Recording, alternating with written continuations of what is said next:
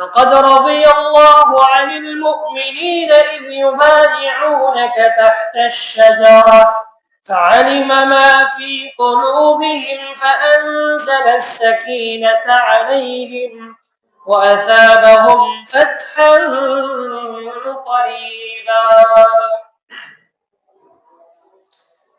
معزز سامعین، بزرگوں، دوستوں اور بھائیوں، التجا ہے بارگاہ الہی کی اللہ رب العالمین مجھے 100% حق اور سچ کہنے کی، سمجھا سننے کی اور اس پر ہم سب کو عمل کرنے کی توفیق عطا فرمائی۔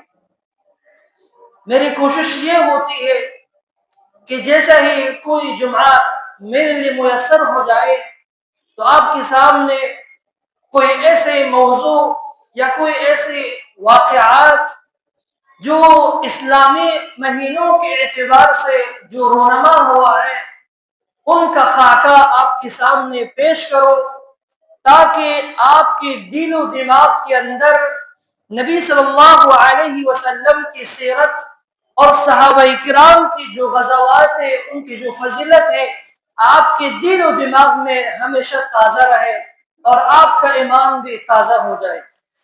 آپ کے سامنے کچھ جماعت کے اندر نبی صلی اللہ علیہ وسلم کی غزوات کے بارے میں مختصر آپ کے سامنے کچھ گوش گزار کیا تھا۔ جو آپ نے سنا، اللہ رب العالمین ہمیں نبی صلی اللہ علیہ وسلم کی سیرت کے ساتھ محبت رکھنے کی اور ہمیں ایمان رکھنے کی توفیق عطا فرمائے۔ آج میں آپ کے سامنے نبی صلی اللہ علیہ وسلم کے اصحاب کرام میں سے ایک عظیم ہستی جس کا نامی نامی حضرت عثمان بن عفان رضی اللہ تعالی عنہ، جو مشہور صحابی ہے، آپ نے بھی بارہا سنے ہوں گے، ان کا مختصر سیرت آپ کے سامنے کچھ اس جمعے کے اندر، اور اللہ نے توفیق دیا کچھ اگلے جمعے کے اندر بیان کروں گا۔ ذی الحجہ کا 18 تاریخ ہے، سن 35 ہجری ہے، بروز جمعۃ المبارک، خلیفہ ثالث حضرت عثمان بن عفان رضی اللہ تعالی عنہ کی شہادت مدینہ منورہ کے اندر ہوتی ہے۔ میں آپ کے سامنے اختصار کے ساتھ ان کا خاکہ پیش کروں گا، کیونکہ تفصیل سے ہم اس عظیم ہستی کے کون سے فضائل کے بارے میں آپ کے سامنے پیش کروں، لیکن اختصار سے جو ہی ٹائم میسر ہو جائے آپ کا توجہ کی مطلوب رہوں گا۔ میں اصحاب رسول میں ایک جلیل قدر صحابی، ایک عظیم ہستی، ہر ایک کا ایک الگ سیرت، ہر ایک کا ایک الگ شان ہے۔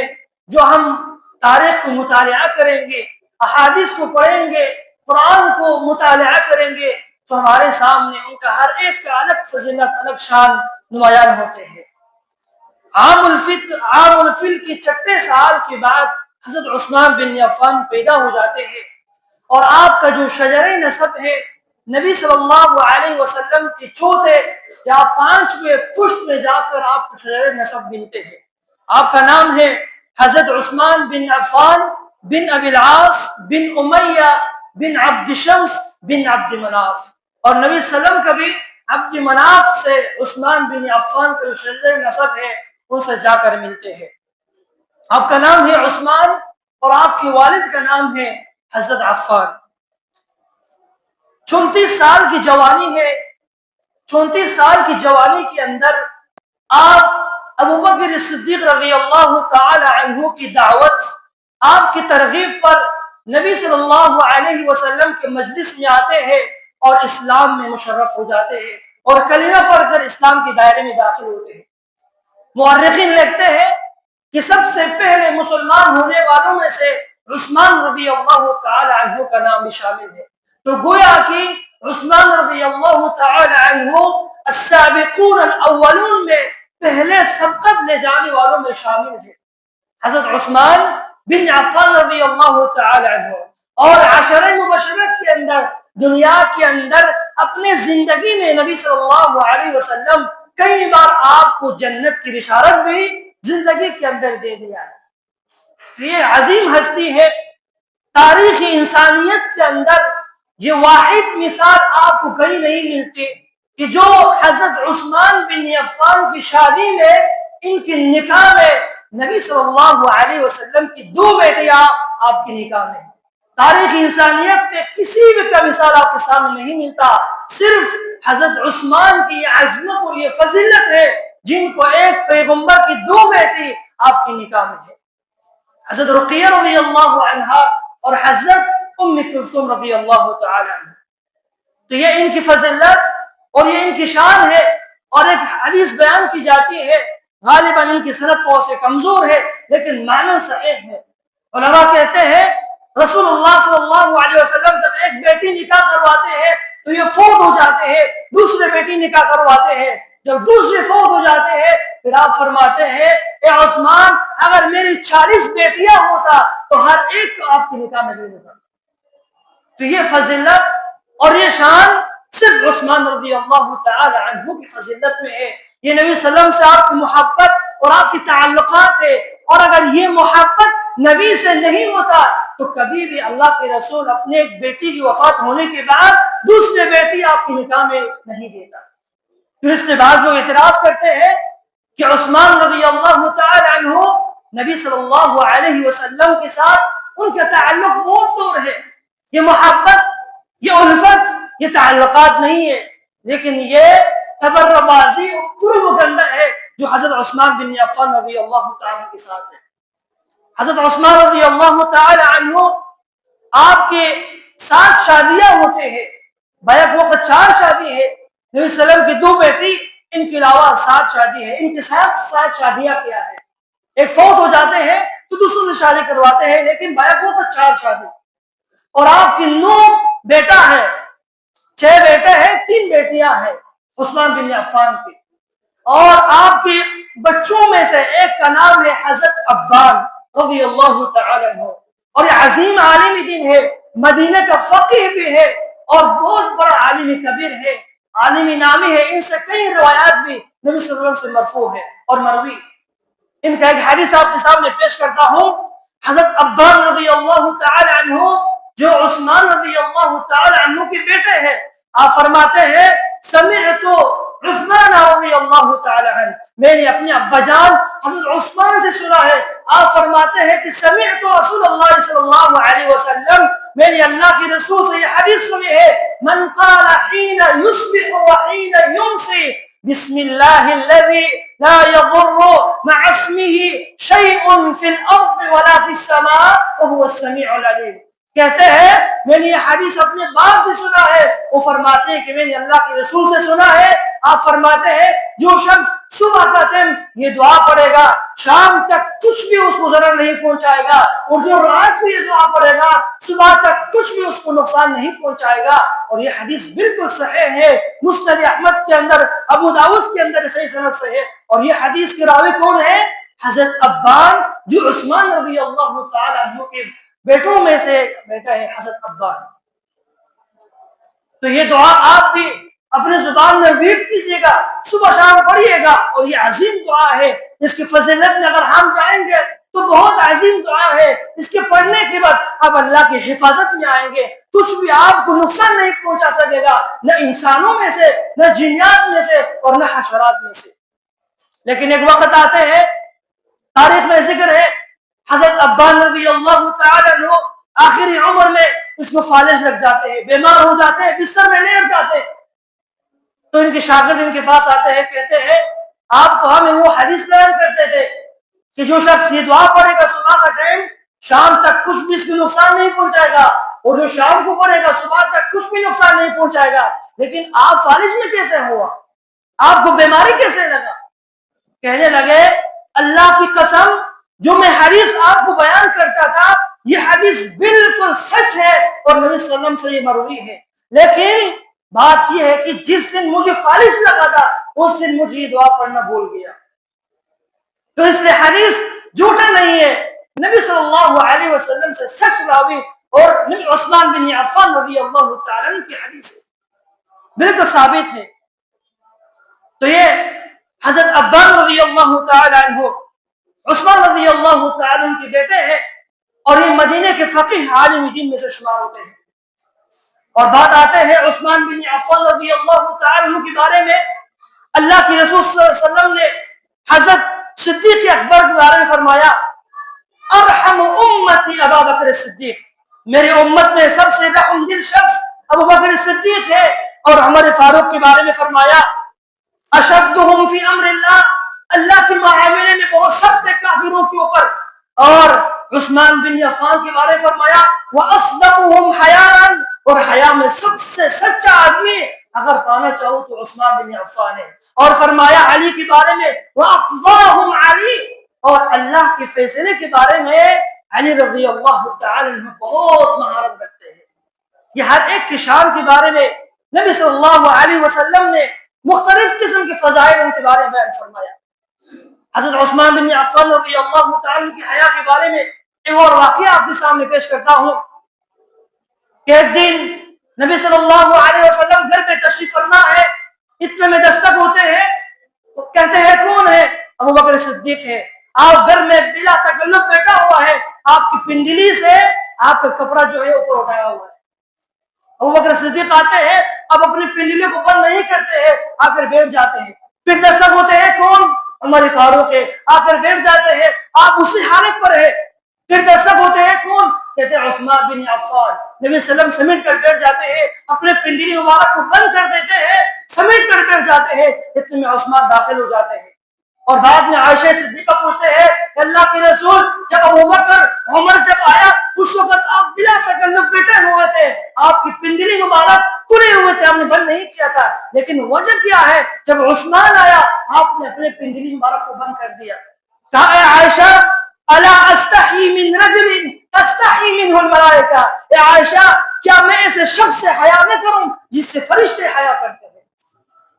یہ عثمان رضی اللہ تعالی کی حیا ہے، یہ عثمان رضی اللہ تعالی کی فضیلت اور ان کی حکمت اور ان کی محبت تعلق اللہ کے رسول کے ساتھ ہے۔ فرشتے ان کے لیے تعظیم کرتے ہیں، توقیر کرتے ہیں آپ کی۔ اور یہ حیا میں سے ہے کہ ہر وقت انسان اپنے جسم کو ڈانپ پہ رکھے، اپنے ہر عضو کو ڈانپ پہ رکھے، لیکن افسوس کے ساتھ ہم نے وہ حیا اپنے اندر سے نکال دیا ہے۔ ہم ہر وقت اس بے حیائی کے نتنے پہ آتے ہیں۔ اللہ کے رسول کی حدیث ہے اذا لم تستحی فاصنع ما شئت، جب آپ کے اندر حیا نہ ہو تو جو چاہو تم کر لو۔ ہم سمجھتے ہیں کہ حیا بہت معمولی چیز ہے، لیکن وہ حیا کی وجہ سے ہے فرشتے آپ کی تعظیم کرتے ہیں، آپ سے حیا کرتے ہیں۔ یہ وہ عثمان رضی اللہ تعالی کی فضیلت ہے۔ ایک اور واقعہ آپ کے سامنے پیش کرتا ہوں، صحیح بخاری کی حدیث ہے، احد پہاڑ پہ نبی صلی اللہ علیہ وسلم چڑھتے ہیں، پہاڑ لرز جاتے ہیں، اللہ کے رسول فرماتے ہیں اسکت یا احد فانما علیک نبی وصدیق وشہیدان، اے احد آپ کیوں لرز جاتے ہیں؟ ٹھہر جاؤ، کیونکہ آپ کے اوپر ایک نبی ہے اور ایک صدیق ہے اور دو شہید ہیں۔ آپ کی زندگی کے اندر اللہ کے رسول نے عثمان رضی اللہ تعالی کو شہید قرار دیا ہے، اور یہ نبی صلی اللہ علیہ وسلم ہے جو زندگی کے اندر دنیا کے اندر حضرت عثمان کو اور حضرت عمر فاروق رضی اللہ تعالی کو شہادت کی گواہی دیتے ہیں دنیا کے اندر۔ یہ آپ کی فضیلت ہے، یہ آپ کی حکمت عملی ہے۔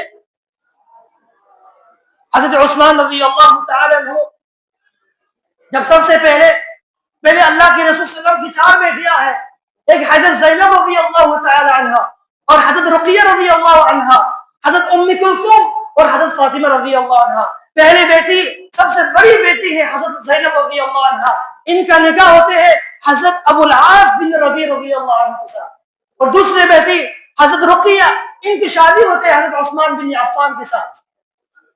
تو جب ان کی شادی ہوتے ہیں تو مکہ کے اندر حالات سخت ہو جاتے ہیں، دعوت دینا مشکل ہو جاتے ہیں۔ گویا کہ دعوت دینے کا انداز یہ تھا کہ گویا کہ انگارے کو اپنے ہاتھ میں لینا ہے، لیکن جب حالات سخت ہو جاتے ہیں تو نبی صلی اللہ علیہ وسلم کہتے ہیں میرے صحابہ جیسے ہی جو آسانی ہو جائے آپ لوگ ہجرت کرو۔ پھر آپ فرماتے ہیں حبشہ کی طرف لے جاؤ، حبشہ کی طرف ہجرت کرو، کیونکہ وہاں کا جو بادشاہ ہے نجاشی عیسائی ہے، لیکن وہ تو ایسے سختی نہیں کرتے، نرم مزاج کا ہے۔ تو پہلی ہجرت مسلمانوں کو کک کرنی پڑتی ہے حبشہ کی طرف، وہاں جاتے ہیں، اور اس پہلی ہجرت کے اندر حضرت عثمان رضی اللہ تعالی عنہ اپنا اپنی بیوی کے ساتھ حضرت رقیہ رضی اللہ تعالیٰ عنہ کے ساتھ اس ہجرت کے اندر شامل ہوتے ہیں.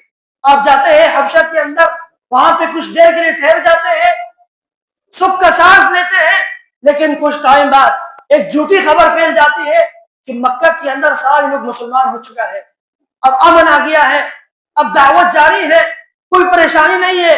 اتنے میں پھر وہاں سے واپس ہو جاتے ہیں.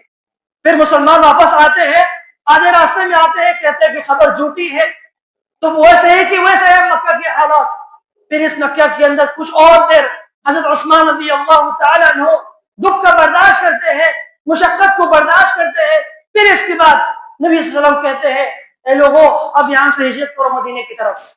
پھر مسلمان دوبارہ یہاں سے ہجرت کرتے ہیں, مدینے کی طرف ہجرت کرتے ہیں, وہاں پہ جاتے ہیں. کچھ ٹائم بعد سن 2 ہجری پیش آتے ہیں, سن 2 ہجری پیش آتے ہیں. اور جب آپ مدینے کی طرف ہجرت کرتے ہیں, بعض لوگ کہتے ہیں کہ عثمان رضی اللہ تعالیٰ عنہ کو لقب کیا گیا ہے ذو الہجرتین, 2 ہجرت کرنے والا. کیوں؟ پہلی ہجرت حبشہ کی طرف ہوا اور دوسرا ہجرت مدینے کی طرف, اس لیے آپ کو ذو الہجرتین کہا جاتا ہے. اور آپ کو ذو النورین بھی کہتے ہیں کیونکہ نبی صلی اللہ علیہ وسلم کی 2 بیٹی آپ کی نکاح میں ہوتے ہیں. تو یہ آپ کی فضیلت اور آپ کی یہ شان ہے. تو یہ حضرت عثمان رضی اللہ تعالیٰ عنہ اس کے بعد جب مدینے میں آتے ہیں تو مدینے کے اندر کچھ ٹائم یہاں پہ گزارا کرتے ہیں, دعوت کا کام جاری رکھتے ہیں. لیکن ایک طرف سے آپ بہت مالدار بھی ہیں, آپ تاجر بھی ہیں, آپ غنی بھی ہیں. اس طرح اللہ رب العالمین نے ان کو خرچ کرنے کا بھی مرکز دیا تھا. جیسا اتنا اللہ نے ان کو تجارت دیا تھا, مالداری دیا تھا, اور اتنا ہی اللہ نے ان کو ہاتھ دیا تھا خرچ کرنے کا. جب مدینے میں آتے ہیں سن 2 ہجری ہے, معرکہ بدر پیش آتے ہیں, اور اس معرکہ کے اندر 313 صحابہ کرام ہیں, بدر کی طرف جاتے ہیں, اور اس جنگ کے اندر مسلمان فتحیاب ہو جاتے ہیں, فتح حاصل کرتے ہیں. لیکن جب جنگ کے لیے روانہ ہو جاتے ہیں, اللہ کے رسول اعلان کرتے ہیں میرے صحابہ تیاری کرو, بدر کی طرف چلنے ہیں. صحابہ کہتے ہیں اللہ کے رسول ہم تیار ہیں. اتنے میں حضرت عثمان بھی نکلتے ہیں. حضرت عثمان نکلتے ہیں, آپ کی زوجہ محترمہ بیمار ہے گھر کے اندر. نبی صلی اللہ علیہ وسلم کہتے ہیں عثمان آپ غزووں میں شرکت نہ کریں, آپ جائیں گھر کے اندر اپنے بیوی کی تیمارداری کریں, ان کے علاج معالجے میں مصروف رہے, آپ جنگ میں شرکت نہ کریں. پھر آپ واپس ہو جاتے ہیں. جس طرح اللہ کے رسول کے حکم پر جہاد میں جانے کا فضیلت تھا, اس طرح آپ کے حکم پر عمل کرتے ہوئے جہاد سے پیچھے روکنے کا بھی یہ فضیلت تھا نبی صلی اللہ علیہ وسلم کا. تو آپ جہاد میں شرکت نہیں کرتے, آپ گھر پہ آتے ہیں اپنی بیوی کے علاج معالجے کے لیے.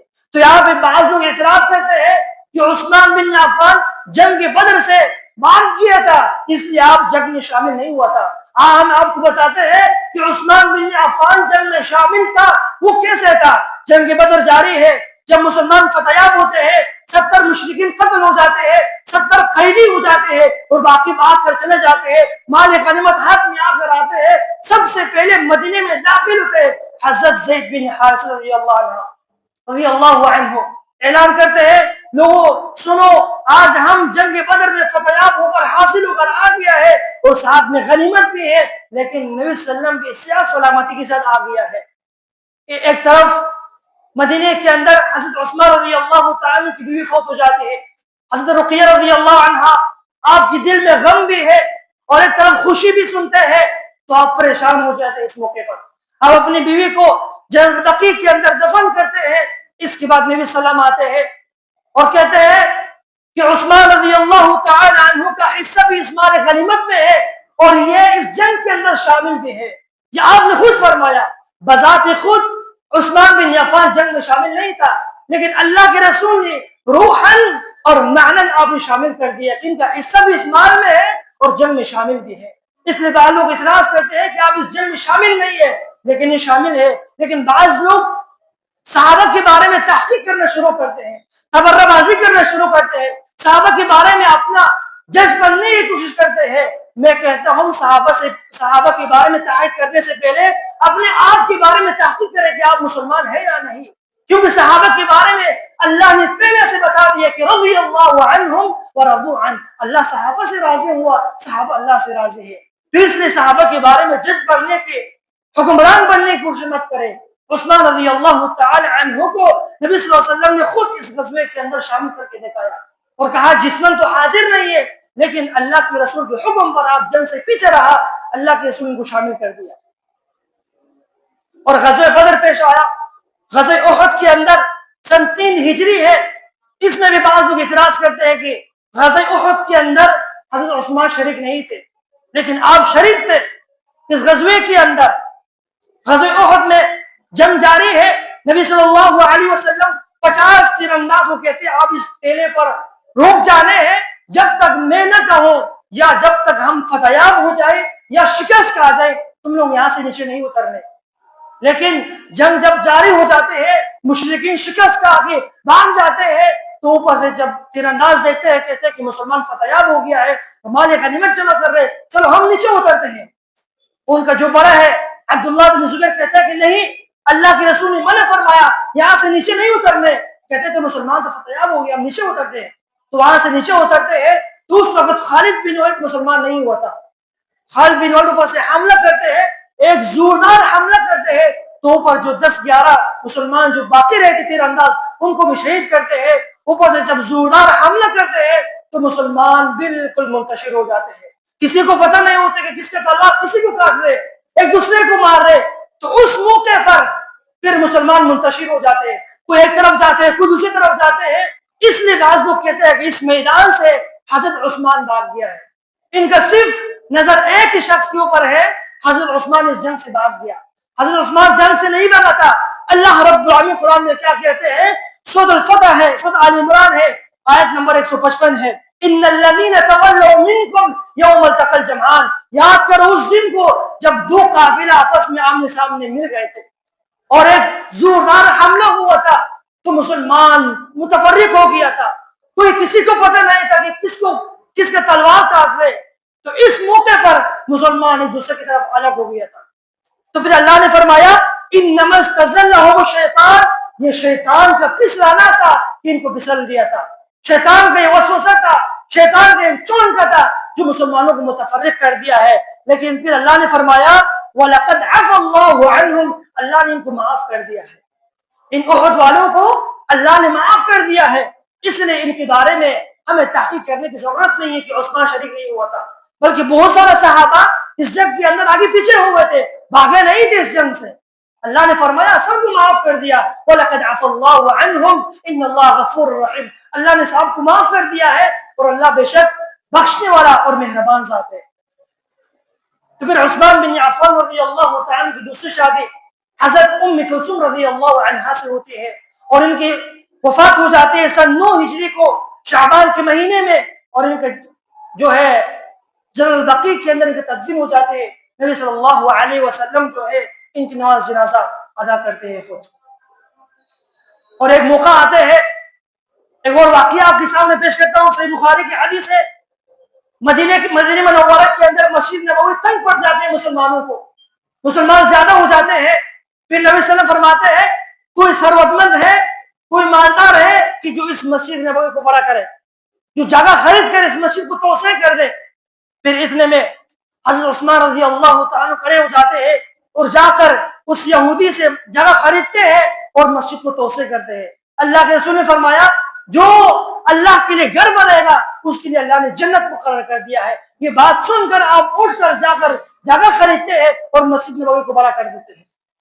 ایک اور موقع آتے ہیں کہ مسلمان شدید پیاس کا تشنا ہے اور مسلمانوں کے پاس پینے کا پانی نہیں ہے، صرف ایک ہی کنواں ہے اور وہ کنواں یہودیوں کے ہاتھ میں، اور کبھی پانی پینے دیتے ہیں کبھی نہیں دیتے، اور اس کنواں کا نام ہے بئر روما۔ نبی صلی اللہ علیہ وسلم نے جب دیکھا مسلمانوں کا حالت بڑا سخت ہے، آپ نے فرمایا من اشترى بئر روما وله الجنہ وانا ضامنہ، کون ہے جو اس کنویں کو خرید کر مسلمانوں کے لیے وقف کرے، میں اس کے لیے جنت کی ضمانت دیتا ہوں۔ جب یہ بات کہتے ہیں تو عثمان بن عفان کھڑے ہو جاتے ہیں، جا کر یہودی سے پوچھتے ہیں بتاؤ کتنا بیچتے ہیں اس کنویں کو، وہ منہ ماں کی قیمت کہہ دیتے ہیں، اور عثمان بن عفان خرید کر اس کو کہتے ہیں یا رسول اللہ میں نے کنواں خریدا ہے اور مسلمانوں کے لیے وقف کر دیا ہے، اور اس کے لیے اللہ کے رسول نے جنت کی بشارت دے دیا ہے۔ تو یہ عثمان رضی اللہ تعالیٰ کی سخاوت تھا، یہ ان کی تجارت، ان کی یہ محبت تھا، دنیا کے اندر اللہ کی رسول صلی اللہ علیہ وسلم نے ان کو جنت کی بشارت 2 مرتبہ دے دیا ہے. ایک مرتبہ کنواں خریدا اور ایک مرتبہ مسجد نبوی کو جب انہوں نے توسیع کرنے کے لیے مال دیا. تو یہ عظیم ہستی ہے تمام صحابہ کرام کے اندر حضرت عثمان بن عفان. ایک اور واقعہ سناتا ہوں آپ کے سامنے. بخاری کے اندر حدیث ہے, غزوہ تبوک ہے, سن 9 ہجری ہے, شدید گرمی کا موسم ہے. اللہ کے رسول اعلان کرتے ہیں میرے صحابہ, رومی جو ہے مدینے کے اوپر الغار کرنا چاہتے ہیں, مدینے کو صفحہ ہستی سے مٹانا چاہتی ہے, اس لیے تیاری کرنی ہے, اس جنگ کے لیے روانہ ہوتے ہیں ہم. کہ صحابہ کرام تیار ہو جاتے ہیں. آپ فرماتے ہیں میرے صحابہ اپنے ساتھ اپنے مال میں سے کچھ تعاون ضرور کرنا آپ نے, کیونکہ گرمی کا موسم ہے, خاص سالی ہے, بارش کا موسم نہیں ہے اور کھجوروں کا پکنے کا موسم قریب ہے. لیکن صحابہ کرام کو جب یہ اعلان کرتے ہیں تو ہر ایک صحابہ اپنی استطاعت کے مطابق مال لاتے ہیں. یہ وہ موقع ہے حضرت عمر فاروق آدھا مال لے کر آتے ہیں گھر کا. یہ وہ موقع ہے جو حضرت صدیق اکبر سارا مال اٹھا کر لے کر آتے ہیں نبی صلی اللہ علیہ وسلم کے پاس. پھر حضرت عثمان رضی اللہ تعالیٰ کہتے ہیں یا رسول اللہ میری طرف سے 300 اونٹ ساز و سامان سمیت قبول کیجیے گا. پھر کھڑا ہو کر گھر جاتے ہیں. پھر 1000 دینار سونا لے کر آتے ہیں, نبی صلی اللہ علیہ وسلم کی گود میں پھینک دیتے ہیں. پھر نبی صلی اللہ علیہ وسلم اس سونے کو اوپر نیچے کرتے ہیں, دعا دیتے ہیں ما ضر عثمان ما عمل بعد اليوم, آج کے بعد عثمان جو بھی عمل کرے اسے کوئی نقصان نہیں پہنچا سکے گا. تو یہ اس کی فضیلت تھا, یہ ان کی شان تھا جو نبی صلی اللہ علیہ وسلم نے اپنے زندگی کے اندر اور اپنے اس حیات طیبہ کے اندر ان کو جنت کی بشارت, اور کوئی بھی عمل کرے ان کو اللہ نے معاف کر دیا ہے, کوئی نقصان نہیں پہنچا سکے گا. تو یہ آپ کا تعلق, یہ آپ کا محبت تھا حضرت عثمان بن عفان سے, یہ آپ کی تجارت, یہ آپ کی سخاوت تھا. اس لیے اللہ رب العالمین بعض لوگوں کو مال دے دیتے ہیں لیکن سخاوت کرنے کا حق اور توفیق نہیں دیتے تھے. لیکن بعض لوگوں کو اللہ رب العالمین مال بھی دیتے اور سخاوت کرنے کا توفیق بھی دے دیتے ہیں. ان میں سے حضرت عثمان بن عفان تھا. اس لیے جب اللہ سے تجارت مانگو تو عثمان بن عفان اور تجارت مانگو جو اللہ رب العالمین کو قبول کرے اپنے بارگاہ میں. ایک اور واقعہ آپ کے سامنے پیش کرتا ہوں. صلح حدیبیہ کا موقع ہے, 1400 صحابہ کرام ہیں, مکہ فتح کرنے کے لیے جاتے ہیں. حدیبیہ مکہ پر جب پوچھتے ہیں مکہ والے کہتے ہیں مکہ میں داخلہ ہونا منع ہے, عمرہ کرنے کے لیے ہم اجازت نہیں دیتے تم لوگوں کو. پھر اللہ کے رسول کہتے ہیں عثمان آپ کھڑے ہو جاؤ, مکہ جا کر ان سے مذاکرات کرو. کہا ان سے کہہ دینا ہم لڑنے کے لیے نہیں آئے, ہم صرف عمرہ کر کے واپس چلے جاتے ہیں, اس لیے ہمیں چھوڑ دینا, صرف عمرہ کر کے واپس جائیں گے, ہم لڑنے کے لیے نہیں آئے اور روکنے کے لیے یہاں پہ نہیں آئے. عثمان بن عفان جاتے ہیں, ان سے بات کرتے ہیں, کہتے ہیں ہمیں چھوڑ دو, ہم عمرہ کرنے کے لیے آئے ہیں. کہتے ہیں عثمان اگر آپ عمرہ کرنا چاہتے ہیں آپ خود اکیلا عمرہ کرو, لیکن مسلمانوں کو اجازت نہیں ہے یہاں پہ. کہتے ہیں کہ میں اللہ کے رسول سے پہلے عمرہ کروں گا نہیں. پھر دیر ہو جاتے ہیں اتنے میں, پھر خبر آتے ہے کہ عثمان بن عفان شہید کر دیا جاتے ہیں مکہ کے اندر. پھر اللہ کے رسول صلی اللہ علیہ وسلم ایک درخت کے نیچے آتے ہیں, اعلان کرتے ہیں میرے صحابہ کون ہے میرے ہاتھ میں بیعت کرے گا, موت کا بیعت, عثمان رضی اللہ تعالیٰ کا قصاص لینے کے لیے. جب آپ اپنا الٹا ہاتھ سیدھا کرتے ہیں, ہر ایک صحابہ 1400 صحابہ کرام آتے ہیں, آپ کے ہاتھ پر بیعت کرتے ہیں, اور پھر آپ اپنا دایاں ہاتھ ہلاتے ہیں, کہتے ہیں یہ عثمان کا ہاتھ ہے, اپنا سیدھا ہاتھ الٹا ہاتھ کے اوپر رکھ دیتے ہیں کہ یہ عثمان کی طرف سے ہے. یہ وہ محبت تھا جو عثمان کا ہاتھ اپنا ہاتھ قرار دیا نبی صلی اللہ علیہ وسلم نے. یہ اس کی محبت ہے, یہ ان کا الفت ہے. اور اس بارے میں اللہ رب العالمین نے سورہ فتح کے اندر فرمایا لقد رضی اللہ عن المؤمنین اذ یبایعونک تحت الشجرہ. اللہ رب العالمین راضی ہوا ان لوگوں سے جو اس درخت کے نیچے بیعت کیا تھا اللہ کے رسول کے ہاتھ میں. بیعت کس چیز پر تھا؟ بیعت 2 چیزوں پر تھا. ایک ہم جنگ سے نہیں بھگیں گے اور ہم مکہ فتح کر کے واپس آئیں گے. دوسرا بیعت تھا عثمان بن عفان کا قصاص لے کے جائیں گے. لیکن یہ خبر جھوٹا تھا, عثمان بن عفان شہید نہیں کر دیا گیا تھا. تو یہاں پہ ایک بات آپ سے نشین کیجیے گا, یہاں پہ ایک بات یہ ہے کہ اللہ کے رسول عالم الغیب نہیں تھا. اگر عالم الغیب ہوتا تو آپ کو پتہ چلتا کہ عثمان تو شہید نہیں ہوا, اس لیے ہم بیعت کیوں کریں. ہم اس لیے آپ کو پتہ نہیں تھا, آپ نے بیعت کر دیا کہ عثمان کا بھی قصاص دیں گے اور مکہ فتح کر کے ہم پھر مدینے کی طرف واپس ہو جاتے ہیں. تو یہ عثمان رضی اللہ تعالیٰ کا مختصر سیرت تھا. انشاءاللہ اگلا جو اسٹیپ ہے، جو آپ کی شہادت ہے، جو آپ کی مظلومانہ شہادت ہے، بہت تاریخ انسانیت میں غمگین کرنے والا، حزین کرنے والا، دلخراش واقعہ ہے، وہ انشاءاللہ آپ کو اگلے جمعے کے اندر تفصیل سے بیان کریں گے۔ اللہ رب العالمین سے دعا ہے کہ ہم سب کو عمل کرنے کی توفیق عطا فرمائے۔